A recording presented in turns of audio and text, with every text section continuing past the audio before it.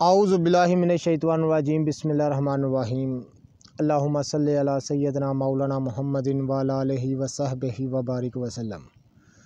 नाज़रीन इकराम, नबातात की इक़साम, उनका नाम और उनकी अफादियत के साथ मैं हूँ हकीम आमिर शहज़ाद डिस्का से। नाज़रीन इकराम, ये जो आप अपने मोबाइल की स्क्रीन पर देख रहे हैं और जिसे हम फिल्मा रहे हैं, नाज़रीन इकराम, मशहूर पाको हिंद की नबातात की किस्म है ऊँट कटारा। नाज़रीन इकराम, इसकी अफादियत इस कदर और इतनी ज़्यादा है कि ज़बान बयान करने से कासिर है। नाज़रीन इकराम, ज़ुफ़े मर्दाना, असाबी कमज़ोरी, मैदे की कमज़ोरी और जिगर की कमज़ोरी, दिमागी फुज़लात, दिमागी कमज़ोरी में बेबहा फ़ायदा देने वाली बूटी है। इसको ऊँट कटारा बोलते हैं।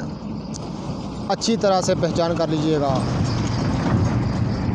बड़ी लाजवाब बूटी है। ये देखें नाज़रीन इकराम, इसका फूल ये दो रंग का होता है, ये बैंगनी रंग का और सफ़ेद रंग का।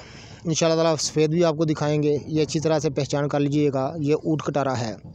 नाज़रीन इकराम, इसकी जड़ सबसे ज़्यादा मुश्तमिल है। इसकी जड़ को निकाल कर साए में खुशक करके नाज़रीन इकराम दूध में जोश देकर वो दूध पिया जाए तो ज़ुफ़े मर्दाना दूर हो जाती है, यानी मर्दाना कमज़ोरी दूर हो जाती है।